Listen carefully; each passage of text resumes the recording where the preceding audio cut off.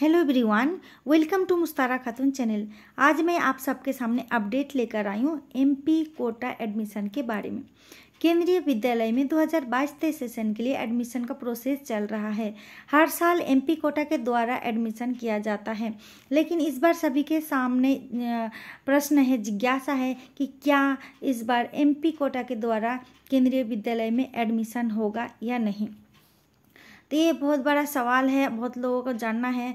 तो मैं आपके सामने जो न्यूज़ लेकर आई हूँ, इसमें आपको जानकारी मैं भी दूंगी, आपको क्या करना चाहिए क्या नहीं करना चाहिए। तो इस वीडियो को पूरा देखिएगा अंत तक, और ताकि आपको सब कुछ समझ में आ जाए और कुछ आपकी ज़रूरी पॉइंट छूट ना जाए। केंद्रीय विद्यालय संगठन ने सांसद कोटे और जिलाधिकारी कोटे से स्कूलों में प्रवेश पर बड़ा फैसला लिया है।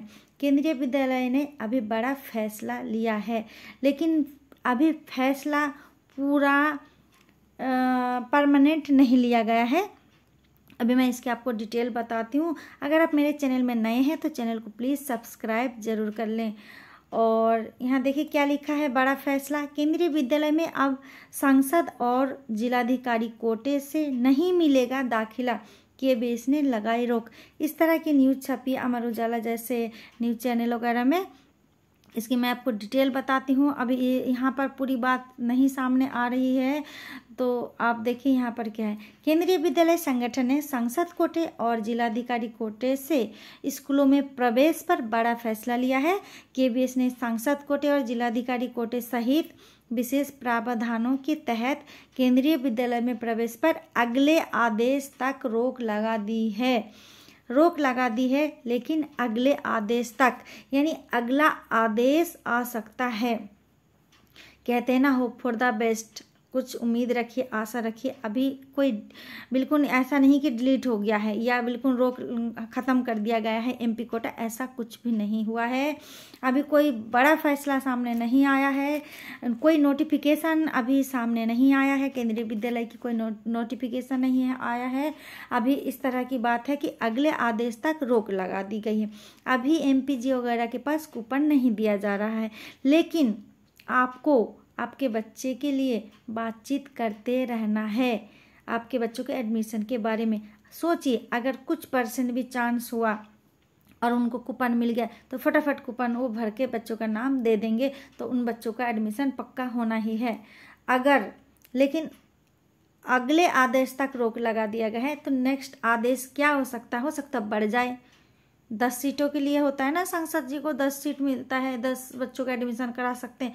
वहाँ पर बढ़ाने की भी बात की गई है, और हो सकता ख़त्म कर दिया जाए तो कुछ नहीं कर सकते। अगर बढ़ जाए सीट या उतने ही रहे, तो आप अगर अपने बच्चों का बात करेंगे एमपीजी से, आपके जो क्षेत्र के सांसद जी हैं, तो आपको बहुत ही लाभ होगा।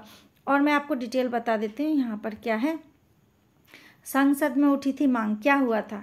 बीते हफ्ते लोकसभा में कांग्रेस सांसद मनीष तिवारी ने जब देश के केंद्रीय विद्यालयों में सांसद कोटा की सीटों को बढ़ाने या इसे खत्म करने की मांग सदन के सामने रखी थी, तभी से इसको लेकर सियासी चर्चा जारी थी। कई सांसदों ने इस कोटे को भेदभावपूर्ण बताकर खत्म करने की मांग की, तो कई इसे खत्म करने के बजाय सीटों की संख्या में बढ़ोतरी की मांग कर रहे थे। अभी ये सारा चर्चा चल रहा है, अभी ये सारे मांग किया गया है। हो सकता खत्म हो जाए, हो सकता सीटों की संख्या बढ़ जाए। तो इसलिए मैं आपको कह रही हूँ कि अभी भी आपके पास अच्छा मौका है, चांस है। आपके क्षेत्र के जो सांसद जी हैं, आप उनसे फिर भी कांटेक्ट करते रहिए, उनसे मिलिए, अपने बच्चों के बारे में बताइए और अपने बच्चों का डिटेल भी बताते रहिए। अब हम कुछ जानते क्या है केंद्रीय विद्यालय में सांसद कोटा की डिटेल कुछ मैं आपको बताती हूँ, क्या है, किस तरह से होता था एडमिशन। साल 1975 में केंद्र सरकार ने केंद्रीय विद्यालय में विशेष योजना के तहत सांसद कोटा का निर्धारण किया था। इसके तहत लोकसभा और राज्यसभा के सभी सांसदों के लिए सीटों की संख्या तय की गई थी। इसके माध्यम से जनप्रतिनिधि अपने क्षेत्र के प्रमुख और जरूरतमंद लोगों को सुविधा दे सकते थे।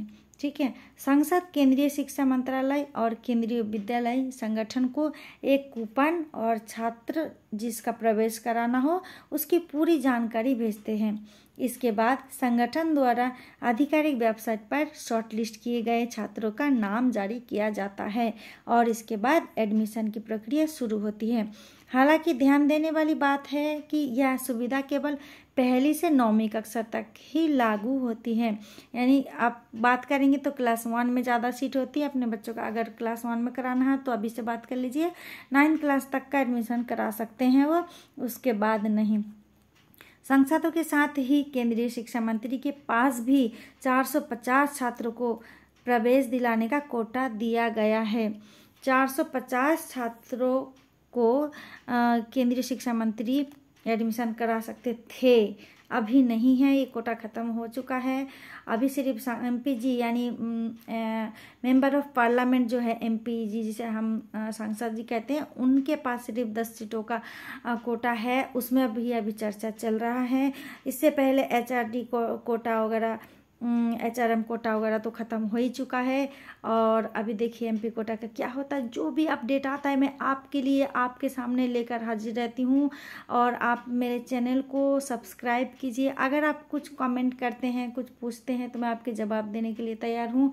अगर आप एक वीडियो को लाइक देते हैं तो अब मुझे मोटिवेशन मिलता है, मुझे और वीडियो बनाने की उम्मीद जागती है और आपके लिए मैं वीडियो लेकर आती हूँ ताकि आपको जानकारी मिल सके।